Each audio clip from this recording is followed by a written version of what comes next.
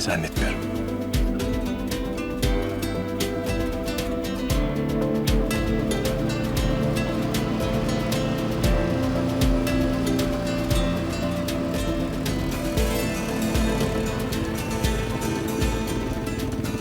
Erken geldiniz sanki biraz. Evet. Şansınıza yollara çıktı. Eyvallah. Şansım tabii. Çok bilemedim. Sence şans mı? Kader mi?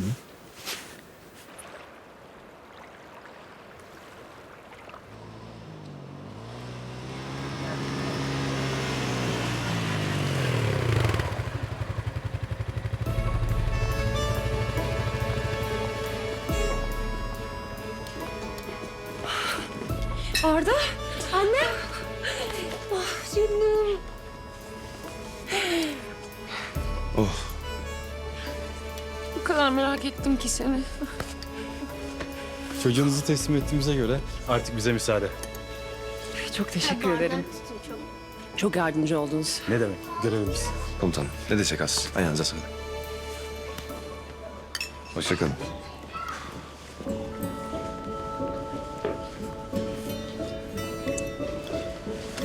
Çok teşekkür ederim.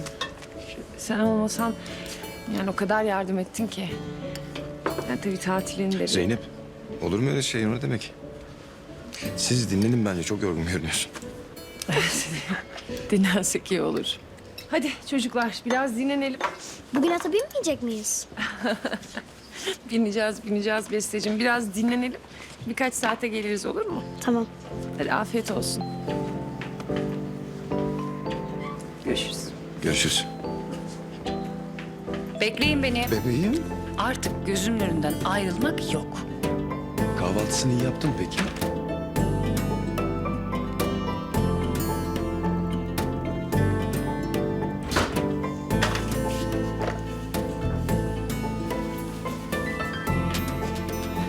Çok yoruldunuz. Uyuyun biraz olur mu? Bir saat uzalım anne. Sözümüz var. Biliyorsun.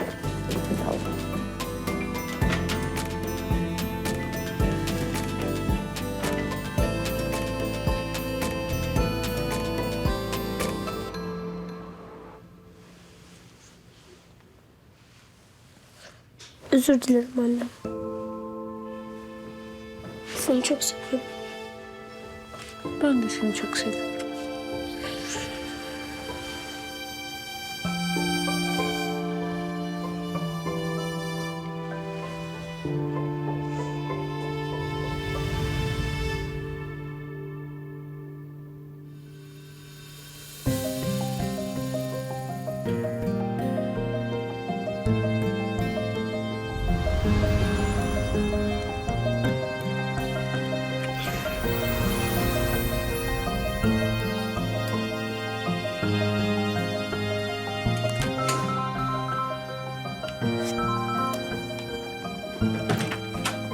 Alo.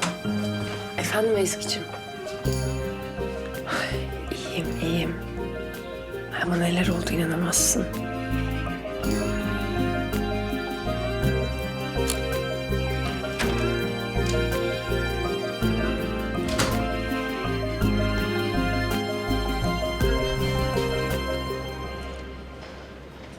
Uyuyor şimdi çocuklar yukarıda. Abla resmen ağzım açık dinledim seni. Orada adamla karşılaşman falan. Film anlatıyorsun sanki. Film gibiydi zaten Ezgi. Her şey tam anlattığım gibi. Eksiği yok. Hatta fazlası var. Fazlası var derken? Yani fazlası var işte. Abla seni tanımasam aranızda bir şeyler geçtiğini düşüneceğim. Ya sorma Ezgi. Ben de hala inanamıyorum yaptığım şeye. Ne yaptığına?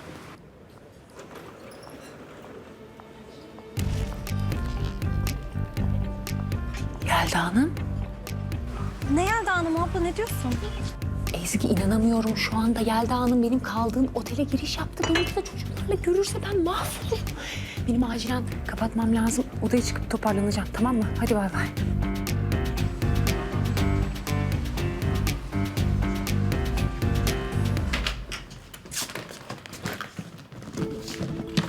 Anne neden erken dönüyoruz? Oğlum öyle olması gerekiyor dedim ya. Hadi. Hadi soru sormayın, hazırlanın. Ama Beste ile buluşacaktık. Özür dilerim. Söz veriyorum. İstanbul'a gittiğimiz zaman Beste ile sana çok güzel bir buluşma ayarlayacağım, tamam mı? Hadi ama şimdi yardım edin bana. Tamam ya. Hadi. Şuradan oyuncaklarını al. Hemen. Erken çıkış yapıyorsunuz Sayın Hanım. Evet, acil bir işim çıktı da. Anne. En azından bekleyip Beste'ye veda etseydik. Ne açıklama yapacağım ki? Anlamadım anne. He, doğru söylüyorsun. Oğlum doğru söylüyorsun. Bekleyip veda edelim.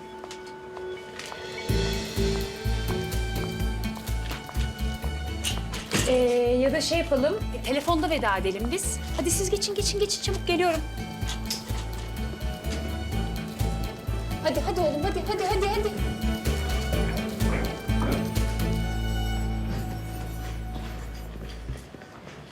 Dayıcığım galiba uyuyakaldılar. Ben bu odalarına gidip bakayım. Besteciğim gelirler birazdan. Bes. Rahatsızlık vermesek mi? Beste.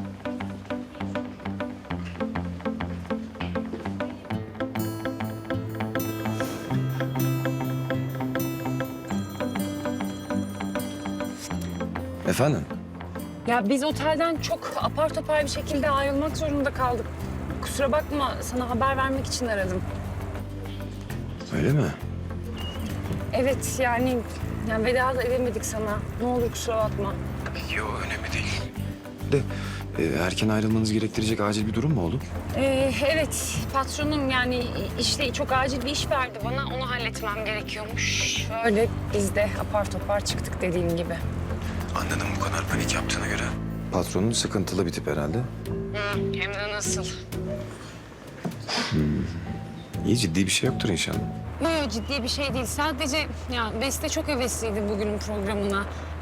Ondan da özür dilediğimizi söyle, olur mu? Tabii dilerim. Yani. Görüşürüz. Tamam, görüşürüz. Hoşça kal.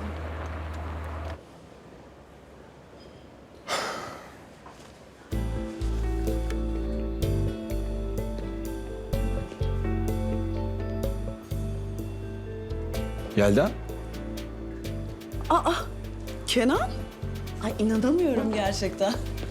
Ay böyle bir tesadüf olamaz. Sen de mi buradaydın? Dün geldik.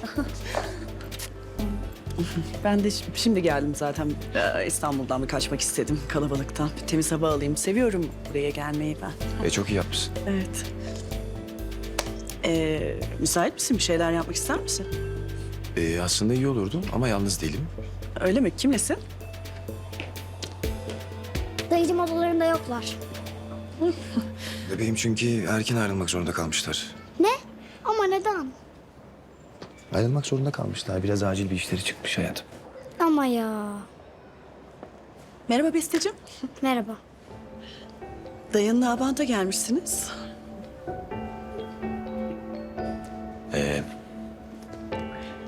Arkadaş biraz erken ayrıldı da otelden. Morali çok bozuk. Sen bana bırak. Benim çocuklarla aram çok iyiydi. Besteciğim. Ben seve seve sana arkadaşlık yaparım. İstersen mesela doğa yürüyüşü yapabiliriz. Ya da ata binebiliriz. Ya da sevdiğin herhangi başka bir şey yapabiliriz. Hayır istemiyorum. İstanbul'a erken dönsek olmaz mı dayıcığım? Emin misin hayatım? Tamam prensesim. Hemen dönelim. Sen nasıl istersen. Ne güzel zaman geçirdik böyle beraber aslında gitmeseydiniz. Keyfi kaçtı şimdi. En iyisi üstüne gitmeyeyim. İstanbul'da görüşürüz. Görüşürüz. Besteciğim görüşürüz. Çocukları nasıl böyle şımartıyorlar ben anlamıyorum.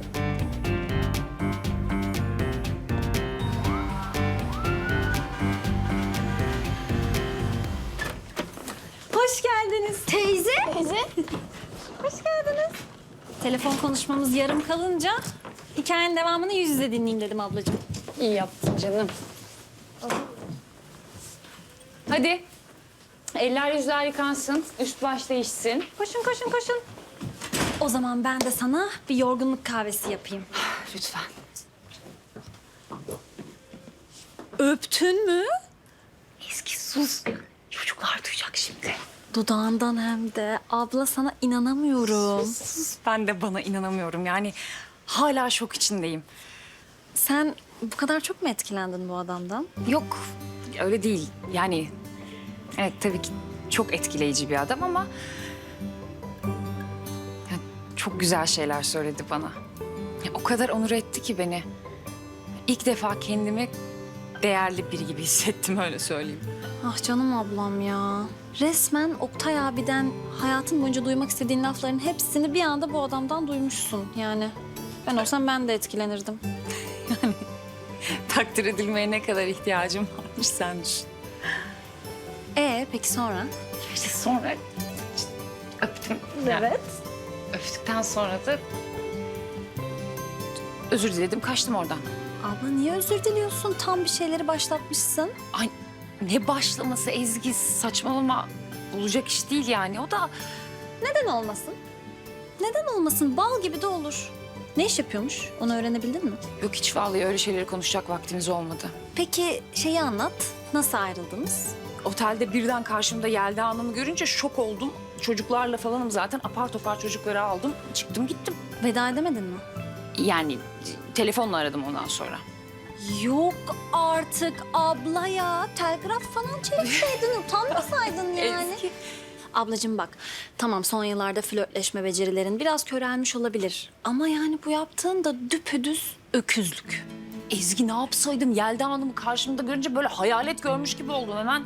Hemen çocukları alıp kaçtım oradan, yani yapabileceğim hiçbir şey yoktu. Öyle göremezdi beni. Evet tamam, çok haklısın. O yüzden şu anda hemen bir bahane buluyorsun, adamı arıyorsun, bir organizasyon planlıyorsun ve davet ediyorsun. Ezgi hayatta arayamam. Saçma, ben hayatta böyle bir şey yapamam. İmkansız. Arayamam. Yaparsın. Yapamam. Hadi ara ablacığım. Arayamam Ezgi. Abla ara şimdi. Ezgi arayamam. Ne diyeceğim adama? Telefon burada, hadi bir tuş uzağında. Ara. Hadi ya ara. Bak ayıp etmişsin ama. O açıdan araman çok iyi olur. Hadi ara hadi. Numarayı çevir. Bir dakika.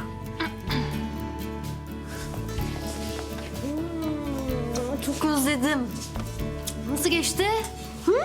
Güzel geçti ama sonu birazcık kötü bitti. Aa. Ne oldu? Senin üstüne aldım odayıcım. Ne oldu anlat bakayım.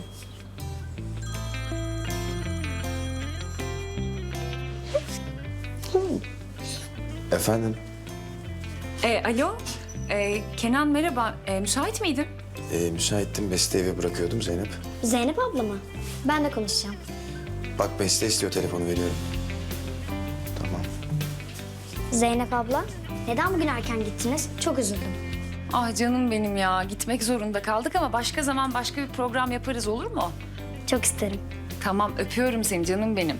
Ben de. Kaan'a selam söyleyin. Tamam, söylerim. Kaan var. Hanımlar öpüldünüz. Görüşürüz.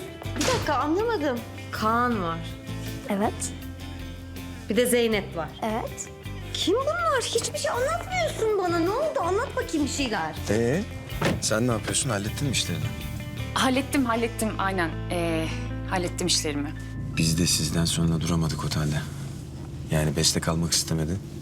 Size eğlenemedik. Ya gerçekten mi? Ah Kenan, şu an daha çok mahcup oldum size. Yani bir program falan yaparız en kısa zamanda müsait olursan. Çok iyi olur. Aslında şöyle bir şey var. Kaan'ın gitar kursunun bir organizasyonu olacak yarın akşam. Böyle işte kamp ateşi, şarkılar söylenecek, aileler de davetli. Beste de meraklı ya böyle gitara. Hani belki gelmek ister diye düşündüm. Hani eğer gelmek isterse... Ha, ben davetli değilim yani. Hayır, olur mu öyle şey? Tabii ki davetlisin. Yani ben de orada olacağım. Eğer gelmek istersen... Beste bu habere çok mutlu olacak. O zaman tamam. Sen yeri, saati benimle paylaşırsan gelmeye çalışırız. Tamam. Gönderiyorum o zaman. Görüşürüz. Bay bay. İşte bu kadar basit. Basit mi? Basit mi? Allah aşkına Ezgi bakar mısın? Ter içinde kaldım. Birisi basit. Evet görebiliyorum. Tamam şimdi adres bilgilerini mesaj olarak atmak kaldı sadece. Ne? Az önce şimdi gönderiyorum dedin. Tamam şimdi mi atayım? Hemen atayım mı? Hemen at sıcağı sıcağına. Yok hemen atmayayım ya. At sıcağı sıcağına at. At diyorsun. At. At diyorum. Atıyorum. Atıyorum. Ya inanamıyorum sana. Oldu bu iş.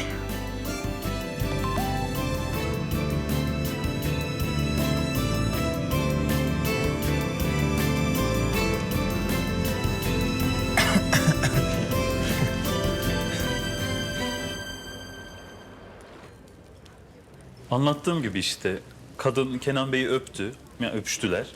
Zaten fotoğraflarda da var o anlar. Peki sonra? Sonra kadın koşar adımlarla Kenan Bey'in yanından uzaklaştı gitti. Hepsi bu.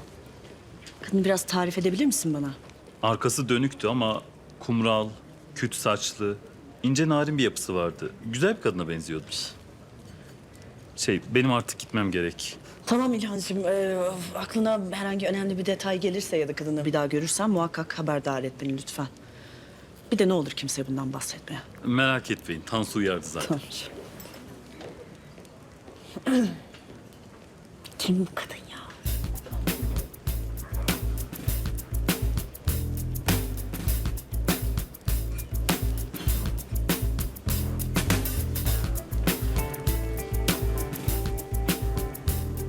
Alo Işıl'cığım, nasılsın? Akşam müsait misin? Baş başa bir drink alalım. Ben senin için her zaman müsaitim.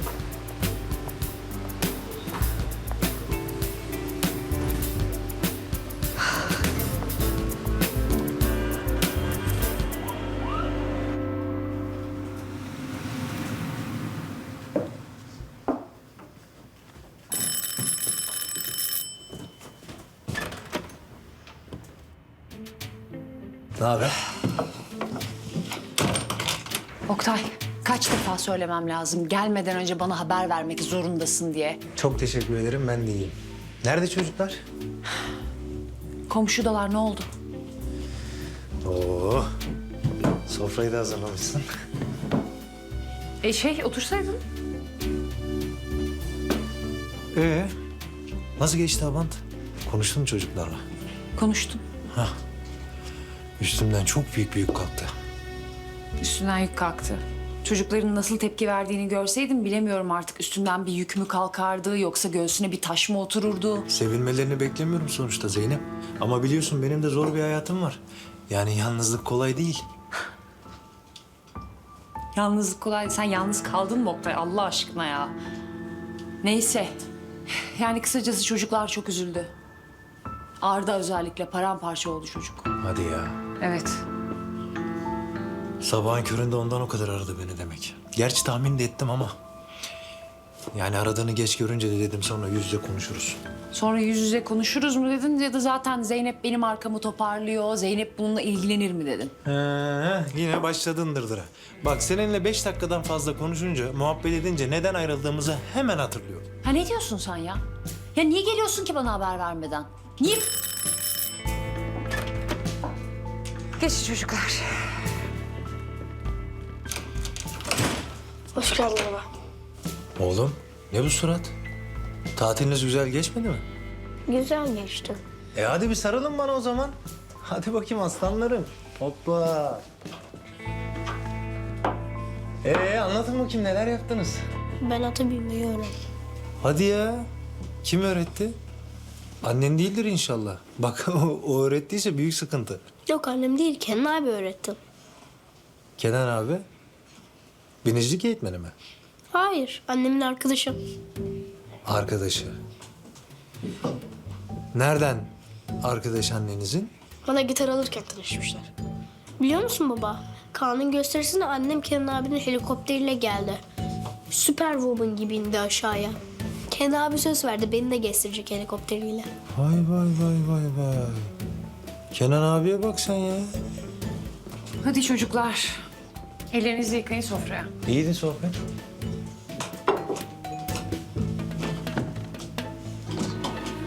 Şş, Kenan abilerle tatiller falan. Parasını benim ödediğim tatilde adamlarla flört mü ediyorsun sen? Ha, ne diyorsun sen Oktay ya? Benim ne yaptığım seni ilgilendirmez. Çocuklarım yanındaysa ilgilendirir. Bak Zeynep, bir daha sakın duymayacağım ha. Oktay bak geliyorsun.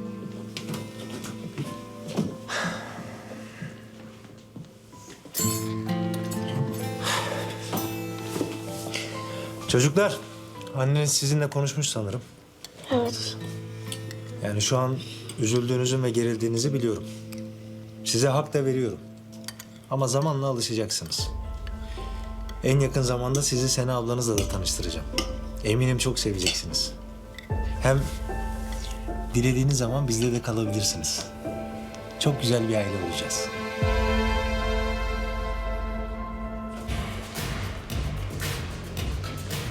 Kolay gelsin. Oo Mete Bey. Sizi buralarda görür müydük ya? Spor yapmaya gelmediniz ya herhalde. Yok ya, ne alakası var? Işıl çıktı da evden, sıkıldım. Senin de burada olduğunu tahmin ettim. Yanına gelin dedim öyle. Tamam, anlaşıldı. Şimdi anlaşıldı. Siz sen de. Nasıl geçti aban? Fena değil. Öğlen Yalçın'la birlikteydik de bir çocuğu bulmak için yardım mı istemişsin? Ne öyle bir şey dedi ya. Evet. Ya ona ben bir tane telefon numarası attım da onun sinyalini bulmasını istedim. O da buldu çok şükür. Ha tamam, çocuk bulundu yani. Çok şükür abi. Şey mi, tanıdık birinin çocuğu? Yani. Yani? Ya uzun hikaye Mete. Tamam, var benim vaktim, anlat işte abi. Ha sen kendine spor yapıyorsun. Bana da yaptırmayacaksın. Ya gidelim şurada kafede oturalım, iki sohbet edelim, muhabbet edelim. Sen yaparsın sonra sporunu, hadi abi. İsmini giriştekilere vereceğim. Ver. Almayacaklar bir daha seni buraya. Almasın.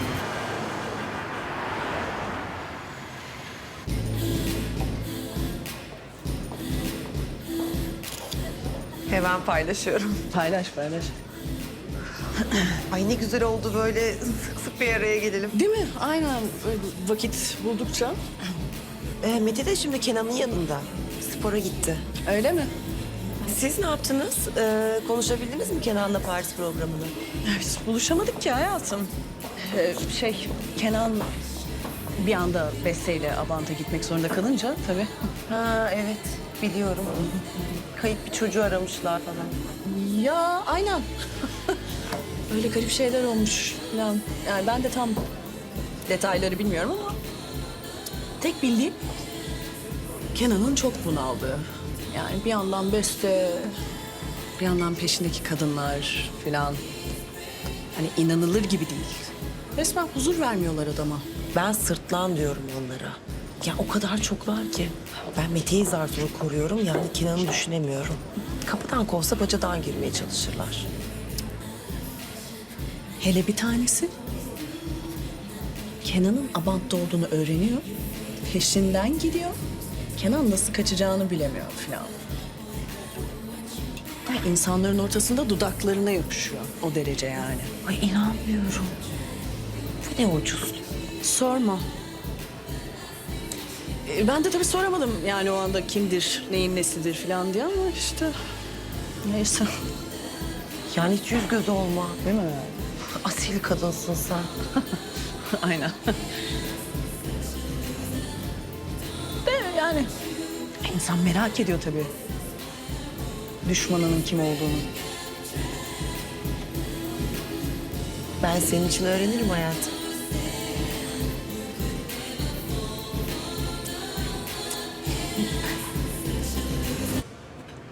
Vay be. Ya kadın hayatına girdiğinden beri hayatından aksiyon eksik olmamış ya. Hakikaten ya. Yani iş dışında bir hareket eklendi hayatıma. Sağlam hareket. Neyse, ben elimden gelen her şeyi yaptım. Sonrasında da böyle kaldı muhabbet. Ama 2 çocukla bu zamanda yaşam mücadelesi gerçekten zormuş abi. Onu gördüm yani. Ya şimdi Cansu'dan dolayı empati kurmanı anlıyorum tabii de. Senin bu kadını anlatırken gözlerinin içi niye parlıyor? Ben onu anlayamadım. Onu anlatmak ister misin?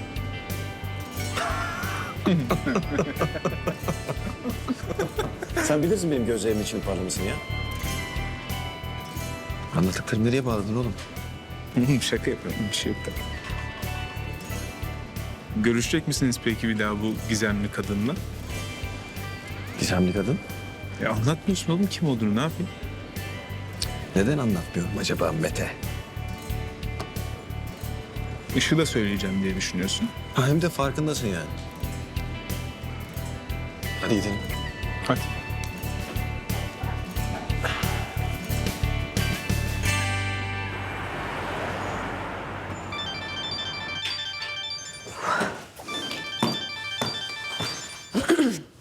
Efendim Işıl'cığım. Hayatım, ay Mete çıkar çıkmaz aradım seni. Akşam Kenan Mete'ye 2 çocuklu bir kadından bahsetmiş. Neler anlatmış peki? Vallahi Mete bu konudan hiç bahsetmek istemedi. Ama ben arkadaşım için ağzından girdim, burnundan çıktım, her şeyi öğrendim. Anlatıyorum. Dinliyorum. Abant'ta Yelda Hanım'la karşılaştığına inanamıyorum. Ya sorma Demet. Yani sen niye böyle bir yalan söyledin ki? Neredeyse çocuklarla yakalıyordu beni biliyor musun? Bir işin olabilsin diye tabii. Onu bırak da şimdi bizimki kimle gelmişti Avant'a? Yani kimseyle gelmemiş. Biri yok herhalde hayatında. Bence var. Az çok kim olduğunu da tahmin edebiliyorum ama kesin gizliyorlar. Ünlü biri mi ya da ne bileyim evli falan mı? Yo bekar. Kim biliyor musun? Neyse dur sonra söyleyeyim. Günaydın Yelda Hanım. Kahvemi Cenk'in odasında alayım ben.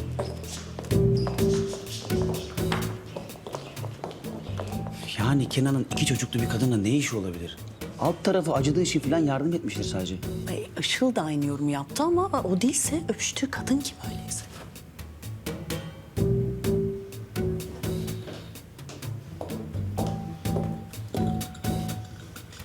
Defile için seçtiğim bütün ürünleri hazırlat. Birlikte Best Order'a gideceğiz. Peki Yelda Hanım. Yani bence alt tarafı tek gecelik bir kaçamaktır. Abartıyorsun. Kapat bu konuyu.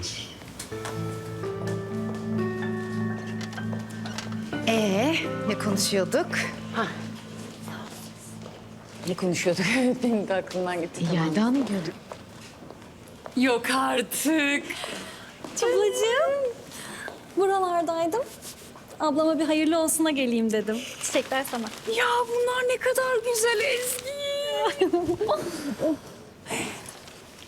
Ezgi'ciğim. Ne haber? Hoş geldin. Uzun zaman oldu. İyi sen? Evet. Ne kadar güzel bir yermiş burası. Değil mi? Evet. Ay ne kadar iyi yaptın gel. Dur sana bir sandalye. Otur ne içersin? Çay, kahve? Ben bir kahvenizi alırım. Kahve. Tamam sen otur ben getiririm. Sade. Sade. Ay çok sağ ol Demet. Rica ederim canım. Çok güzel değil mi? Var mı seninkinden bir haber? Şuna seninki deyip durma Ezgi. Oktay çocuklardan öğrenmiş Kenan'ı. Aynen o da öyle söyleyip gerdi zaten beni. Hadi canım. Evet. Oh olsun ona. Ayrıca o niye söyleniyor ki? Yani pardon da buna ne hakkı var? Oldu canım. O istediği her haltı yesin. Sen ömrün boyunca yalnız kal. Bu mu yani? Ablacığım bak sen sakın akşamki programı iptal edeyim deme. Sakın bak abla. Çıkıyoruz hadi. Yelda Hanım. Merhaba Yelda Hanım. Kız kardeşim Ezgi beni ziyarete gelmiş. Bütün görseller yanında olsun. Hadi. Abla bu kadın nasıl bir şey? Böyle bir şey işte. Nasıl bir kadın bu? Ben senin niye bu kadar tırsını şimdi anladım. Tam bir arıza. Evet. Benim çıkmam lazım. Tamam ablacığım. Kolay gelsin sana. Sağ ol canım. Siz takılma rahat rahat çayınızı kahvenizi için. Bunu da ben içeyim bari. Al. İyi günler, Best Order. Bugünkü ilk toplantımız Lady Mall Yelda Hanım'la olacak. Lansman ve defile planlaması yapacağız. Ajans da gelecek mi toplantıya peki? Evet. O zaman Mete Bey'e bir haber verir misin? Reklam ve üretim departmanında toplantıda bulunsun. Artık bu işi bir sonlandıralım ya. Tamam. O zaman ben toplantı salonunu hazırlatıyorum. Olur. Filtre kahve yapıyorsun. Tabii.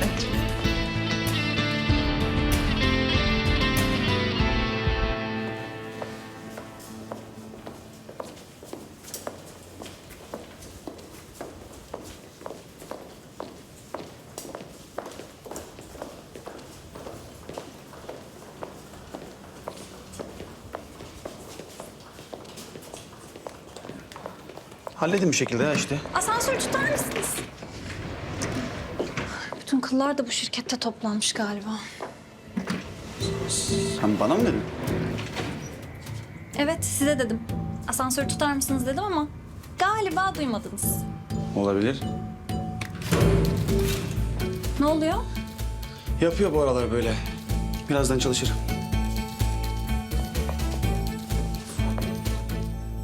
Bu ne enerji ya? Çarpıldım resmen. Espriden hoşlanılmıyor herhalde. Zekice olmadığı sürece hayır. Sen burada mı çalışıyorsun?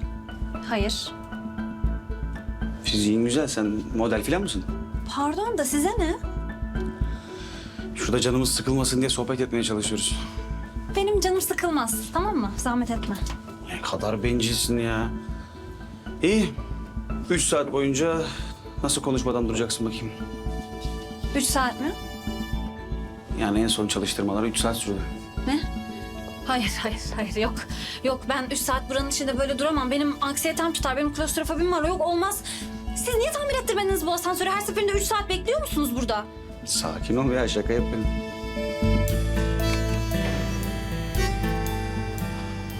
Baskı altında kendini saklayamıyorsun. Göründüğünden daha kolay birisin belli ki. Seninle sohbet eğlenceliydi. Kolay falan değilim ben. Uyuz. Hoş geldiniz Yelda Hanım, günaydın. Hoş bulduk Ebru'cuğum. Tanıştırayım. Zeynep Hanım yeni asistanım. Ebru yönetici asistanı. Çok memnun oldum. Ben de. Zeynep Hanım'ı özellikle seninle tanıştırmak istedim. Bir de şirketi gezdirip sana zahmet bizimle ilgili birimlerle tanıştırabilirsen çok sevinirim. Tabii ki. Teşekkürler. Bu arada toplantı salonda olacak. İsterseniz ben sizi oraya alayım hemen. Ben bir merhaba demek istemiştim öncesinde. Ofisinde mi? Evet, buyurun. Süper. Görüşürüz Zeynep'ciğim. O zaman biz de önce üretim bölümünden başlayalım. Olur.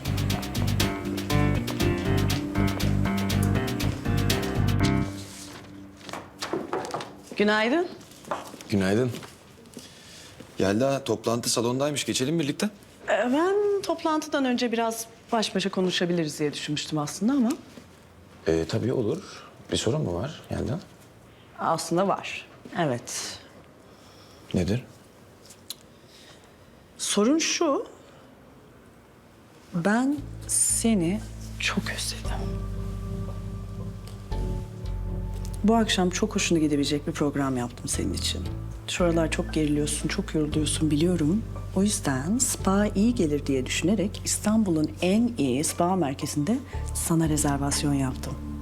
Önce güzel bir masaj. Aslında çok iyi düşünmüşsün. Çok iyi plan ama... akşam için başka bir programım var Yelda. Kusura bakma. Öyle mi? Evet. İptal edemeyeceğim bir program galiba. Maalesef. Peki. Spa başka zamana kaldı o zaman. Ama hafta sonu için itiraz istemiyorum. Bak Işıl yapamadığımız kutlama programı için hafta sonu Paris'e gitmeyi önerdi. Hı? Dördümüz. Ne dersin? Bu programı da sevmedin galiba. Süper.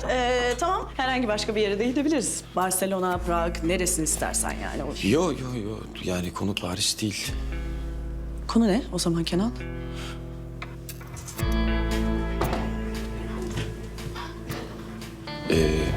Daha sonra konuşalım mı Yelda? Öldüm galiba. Çıkabilirim. Yo yani toplantı salonu hazırsa geçebiliriz. Değil mi yani? Geçelim. Geçelim. İçecek bir şeyler alacağım ben de. İçersin. Çay olabilir. Teşekkürler. Efendim? Zeynep Hanım merhabalar. Akşam Merhaba. bir organizasyon için arıyorum. Organizasyona katılacak bir misafir öğrenci belirtmişsiniz ama... Evet, bir öğrenci ve velisi. Sayıya göre ikramlıkları hazırlıyoruz da 2 kişi kesin mi? Net bir teyit alabilir miyim? Hemen geri dönüş yapayım mı size? Teşekkürler. Efendim? Merhaba, müsait miydin? Sayıdır. Şimdi beni aradılar da gitar kursunun organizasyonundan. Yarın için, teyit etmek için. Bir aksilik yok değil mi? Gelebiliyorsunuz. Evet. Tamam, süper. Görüşürüz o zaman.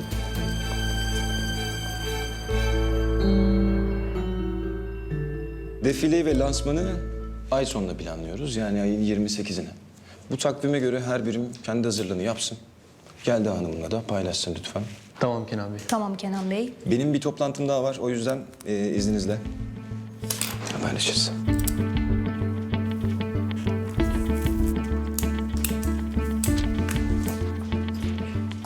Kolay gelsin.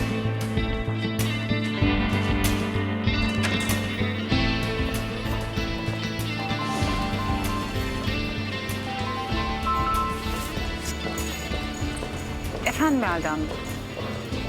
Tamam geliyorum hemen. Tamam hemen geliyorum.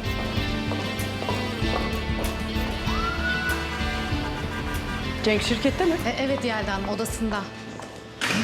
Ne oluyor ya? Yine burnundan soluyor. Toplantı mı kötü geçti? Yani aslında bildiğim kadarıyla kötü geçmedi ama ben anlamadım. Dışarıda başka biri, burada başka biri ya. Best Order'da görmen lazımdı. Zeynep'ciğim dedi bana. İnanabiliyor musun? Aa, şoktayım şu an. Neyse bana birkaç iş verdi, onları halletmem Tamam lazım. hallet. Vallahi sana patlar sonra. Ben sana dün ne dedim? Kimse beni bu duruma düşüremez. Yelda biraz sakin olsan. Niye sakin oluyormuşum ya? Ne sakini ya? O kadını bulana kadar ben sakin olamam, tamam mı? Senden bir şey yapmanı istiyorum benim için. Beni bu işe karıştırmasan. Kusura bakma kuzucuğum ama sen çoktan karıştın bu işe.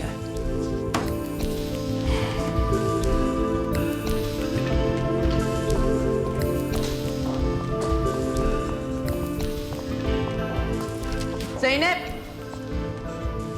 Odama gel.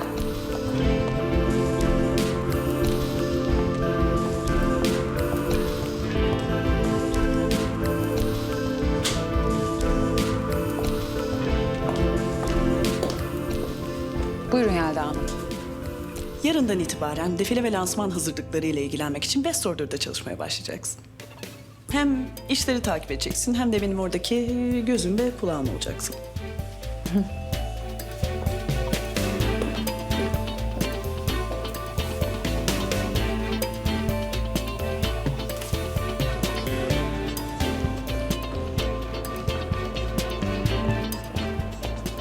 Yarından itibaren Best Order'da çalışmaya başlayacağım. Orada görev verdi bana. Ay çok sevindim. En azından bir süreliğine bu manyaktan uzakta rahat nefes alırsın. Bir dakika. Şimdi sen Best Order'da başlayacaksan Yelda Hanım'ın asistanlığını kim yapacak? Demet!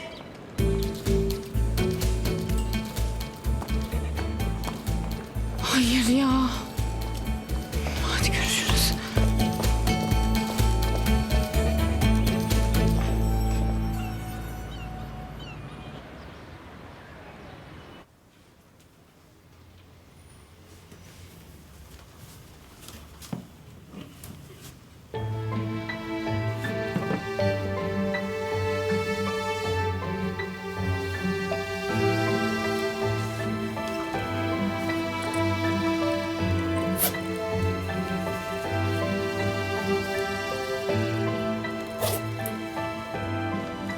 Arda, Kaan.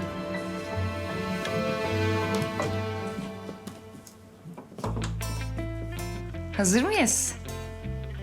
Oo, bu ne yakışıklılık böyle ya? Beste için hazırlandı. Hayır ya, ne ilgisi var? Tabii. Anne ya. Tamam ama ne yapalım yani? Çok yakışıklı olmuşsun sen de. Hadi kalkalım.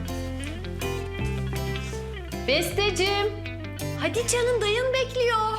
Tamam, geliyorum. Bir heyecan. Bugün beni dışarı çıkardı, alışverişe götürdü.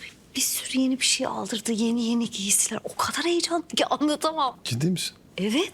Bir de bu yeni arkadaşı ona böyle şey oldu. Bir moral oldu. Sürekli Kaan'dan bahsediyor. Ha bir de tabii annesinden bahsediyor. İnşallah biz de bir gün tanışırız. Tabii tanışırsınız. İnşallah. Kesin. Aslında senin bugün işin varsa ben götürebilirim Beste'yi. Yok benim hiçbir işim yok bugün. Götür. Tamam. Ay ben sana söylemeyi unuttum. Galiba Hakan Beste'yi aramış. Siz Abant'tayken ama Beste açmamış öyle mi? Beste konuşmak istemedi. De sana bunu Beste mi söylüyor ablacığım? Beste açmayınca Hakan buraya geldi. Sorun çıkarmamıştır inşallah sana. Yani sorun yaratmadı ama geldi buraya abuk subuk konuştu. Sen onu şirkette tehdit etmişsin falan öyle bir şeyler söyledi. Ettim evet. Nasıl? Doğru. Tehdit ettim. Ne? Sonra konuşuruz. Nasıl? Allah Allah. Ya benim prensesimin güzelliğine bakın siz ya. Allah'ım. Teşekkür ederim dayıcığım. Bu ne güzellik. Dayın kurban olsun. Gidelim mi? Hazır mısın? Bir şey diyor musun bize? İyi eğlenceler. Görüşürüz. Hadi bakalım. Heyecanlı mısın? Çok.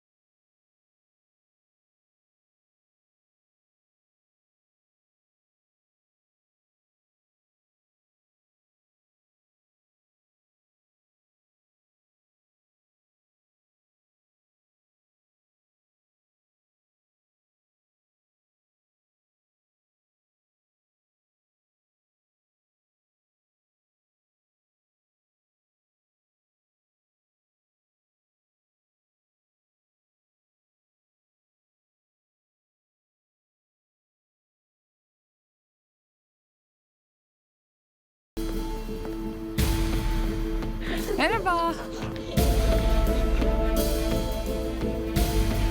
İyiyim, teşekkürler sen.